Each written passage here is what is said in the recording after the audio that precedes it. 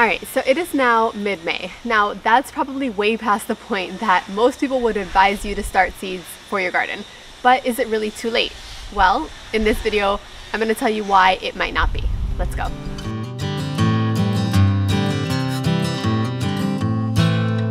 So maybe you missed a chance to start your seeds early in the season, or maybe some of your seed starts died, which means that you have to start new seeds a little bit later on. In this video, I'm going to talk about if starting those seeds is really a good idea. Starting with our first topic, you can start your seeds whenever you want to. You don't have to use the traditional planting calendars for your zone or for your region or whatever it is. However, all right, I will give you the caveat that if you start seeds not in those planting windows, there's a good chance that they won't survive, which is why those calendars and those planting timeframes are such a good idea to adhere to. I know that me personally, I have started seeds when it's not recommended, and they still do really well because, you know, we had some really different weather that wasn't, you know, the norm for that time of year. But generally, it's a better idea to stick to the planting windows when you can, and when, you know, you have something that you really want to get a harvest from, because that is going to ensure you the most amount of success when it comes to planting your garden. Now, that being said, there are two major things that I look for when I want to determine if starting my seeds is really still a good idea. And those two big things are frost date and time to maturity. You need to know both of those in order to know if you can still start your seeds or not. All right, it is not a good idea, in my climate at least, to start tomatoes at the beginning of June, because it is going to be extraordinarily hot in June, July, and August, all throughout the summer months in Central Florida, and those tomato seedlings will definitely not do very well. So you want to know in most climates what your frost date is, or if there's a gap in your season, and I will talk about that in just a minute, like we have here in Florida. But you need your frost date for the most part, which is the first estimated time of frost. So for most places, that's probably somewhere in November or December. Sometimes it's a little bit earlier if you live in cooler temperatures, and sometimes for me, like down here in Central Florida, it can be December or even January. We have a very short frost season, which is basically the coldest part of the year, when some plants would die if you get a hard frost. Now, the second thing that you're going to need, like I already mentioned, is your time to maturity, all right? And time to maturity means how long is it gonna take these plants to actually give you a harvest. For some plants, that's as little as 30 days, things like radishes and baby greens and things like that. But for some plants, like sweet potatoes, for instance, that can take up to 4 months. So you don't want to start something within 30 days of your frost date if it takes, you know, 3 months to grow and it's going to be killed off by the frost. That's just not a good idea. All right, so in order to do this, in order to determine if it is a good idea to start your seeds now, all right, or whenever it is throughout the year that you are thinking about starting your seeds, you need to know the time to maturity for that specific variety, all right, for that specific plant. And we're not talking about just, you know, the time to maturity for tomatoes or time to maturity for beans, although those things can be helpful also.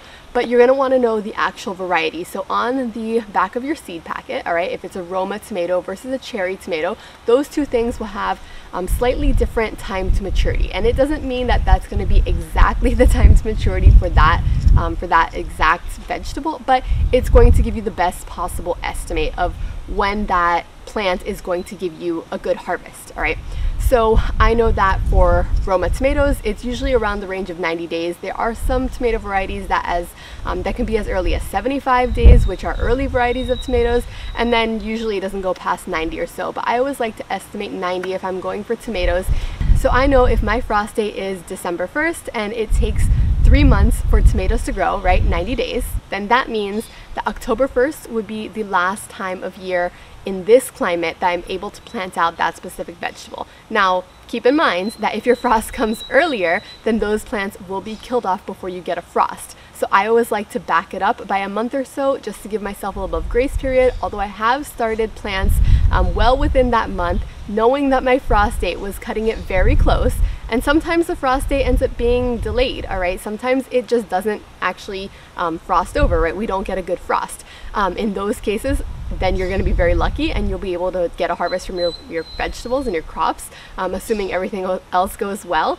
But to be on the safe side, you want to know the frost date minus, all right, back up the time to maturity of whatever it is you're going to plant, and then give yourself some sort of like a little bumper window, whether that's a few weeks or up to a month or whatever it is.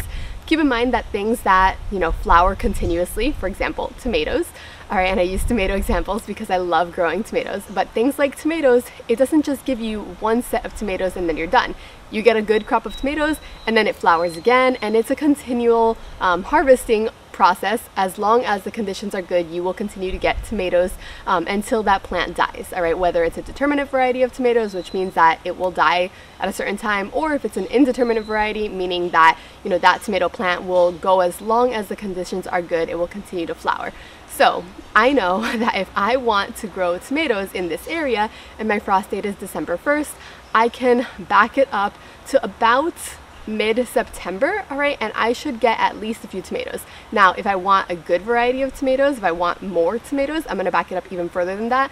But the last date that I would realistically think about starting my my tomato seedlings is probably mid-September, which is generally actually what I do for this area here, because, you know, that's when tomatoes grow down here.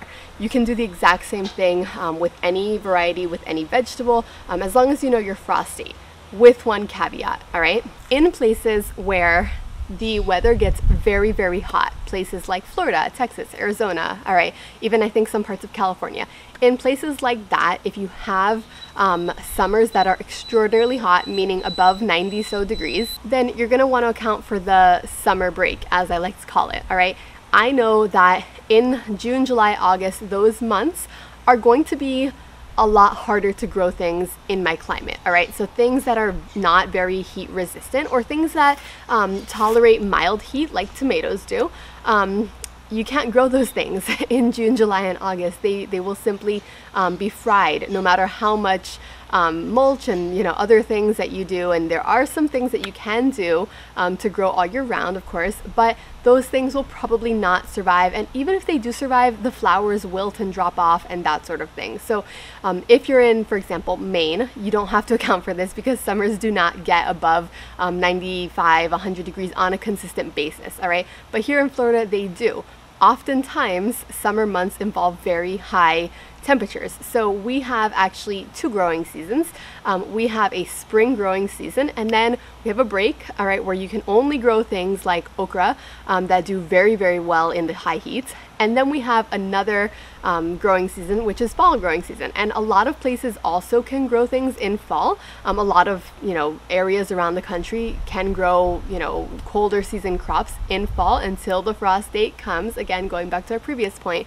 But really, in Florida, where I am, and in places that it gets very, very hot, if you live in one of those places, those two growing seasons, spring and fall, kind of mimic each other, all right? It's, you know, somewhat of a similar temperature. It's not too hot.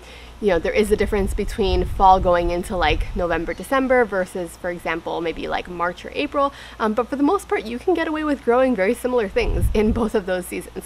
All right, with the caveat that you have that summer break and you also have the frost date where, you know, if it does frost over, things will die. And my garden, most of my garden last season, we got several days where it was extraordinarily cold here, unusually cold, all right, and a lot of my things ended up freezing over because, you know, I planted out things that weren't really frost hardy, mainly because in previous years we hadn't gotten that big of a frost. So I went ahead, I got a little bit relaxed, and I went ahead and planted out all those things, and nature just reminded me that it can be, you know, unpredictable.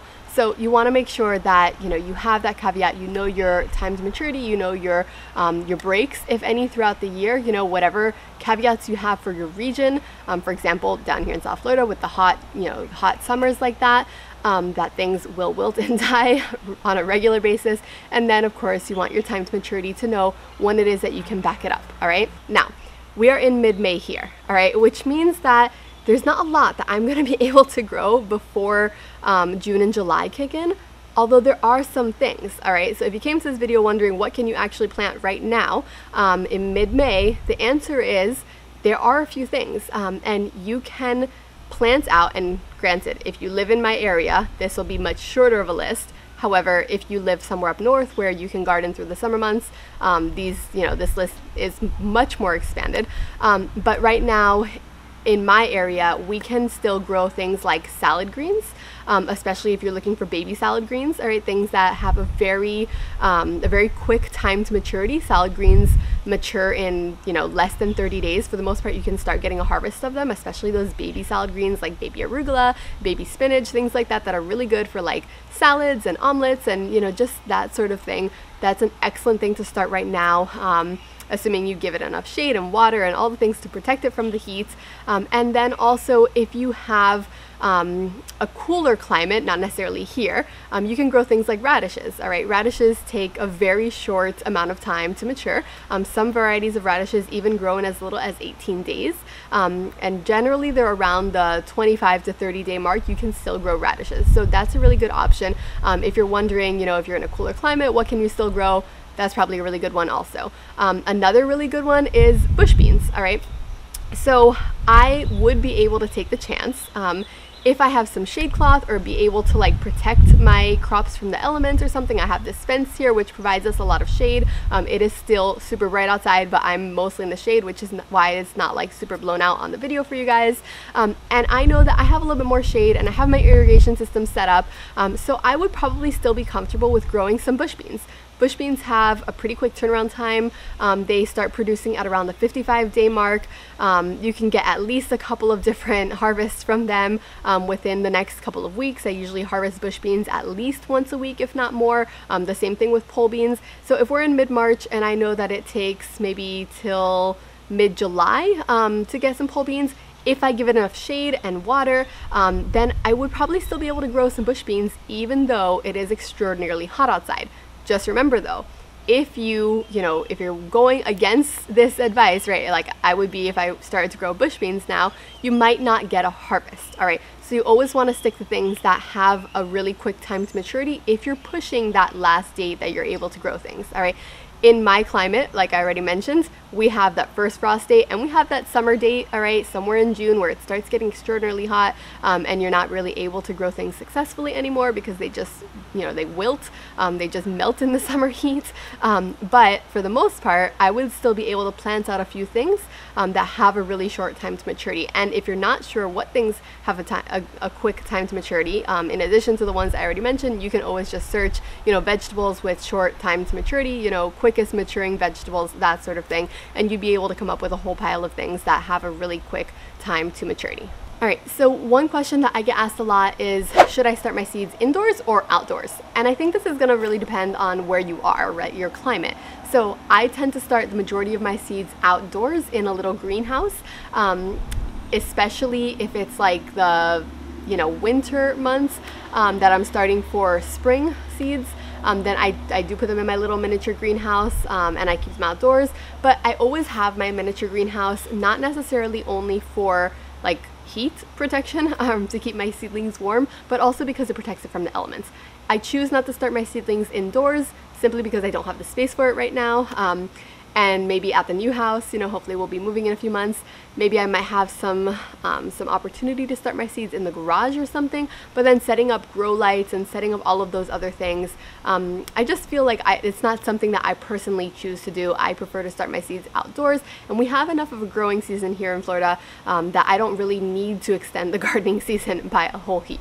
If you live in a place with a much shorter gardening season, right, if you can only garden for a few months out of the year, then you will want to start your seeds indoors. Get yourself a good pair of grow lights, get yourself a nice sturdy shelf, and start everything indoors way before it warms up outside. So by the time that your plants are big enough to go outside, the temperature is nice and warm, and that is a great way to get a bigger harvest and extend your growing season. Now, another thing that I also get asked, or really not asked, but I get this complaint a lot, especially in my comments on my YouTube channel. I get told a lot that, why aren't my seeds growing quickly, right? I started seeds, I thought I did everything right, and my seeds are growing so slowly, they're not germinating, and they're just, not taking off at this rate. I'm not actually gonna get a harvest before my first frost date. And I hear that a lot. Now, there's a few different reasons why your seeds are not germinating. One, you're not giving them the right conditions. Actually, that's the main reason. You're not giving them the right conditions. So some seeds germinate very quickly. Things like maybe basil seeds, tomato seeds germinate very quickly, right? There's a whole heap of things that start very quickly. There's also a bunch of herbs, especially herbs, because I like to grow herbs, and I often start them from seeds, and those take a lot longer than, you know, maybe like tomatoes or something like that. Some herbs don't, but a lot of herbs like thyme and oregano and things, they will take a lot longer. And I know that a lot of flowers and other types of things also will take a lot longer. So just check that before you start complaining that your seeds aren't germinating at the right rate and they're not growing. But also the more probable reason is that you're not giving your seeds the right conditions. So the first condition that you're going to want to make sure is that your seeds have heat, all right? If it is too cold outside, or you have them inside and your house is at like 60 something degrees, your seeds may actually not germinate. In that case, either put a heat mat underneath them, or, you know, warm up the environment for them, put them outside in the sunshine, you know, whatever. And you also want to make sure that they have water, all right? A good rule of thumb is to just make sure that they are moist all the time. Better, in my opinion, better to be overly moist, because then you can just kind of like open up the little greenhouse, or, you know, aerate them a little bit, and they will recover a little bit faster. But if they are dried out, it's hard to revive something that is like crispy, all right? So, you know, make sure that they have a lot of water. And then also the biggest thing that I've learned in my journey on, you know, starting seeds is that they have to have the right seed starting soil.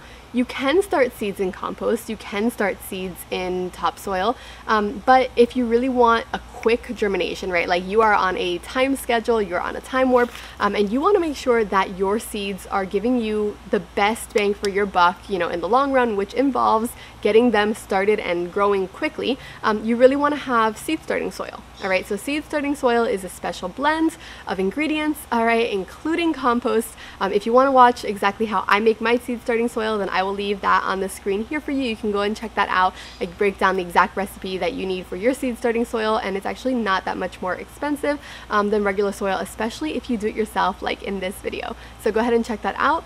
Thank you guys so much for watching, and I will see you guys in the next one. Bye.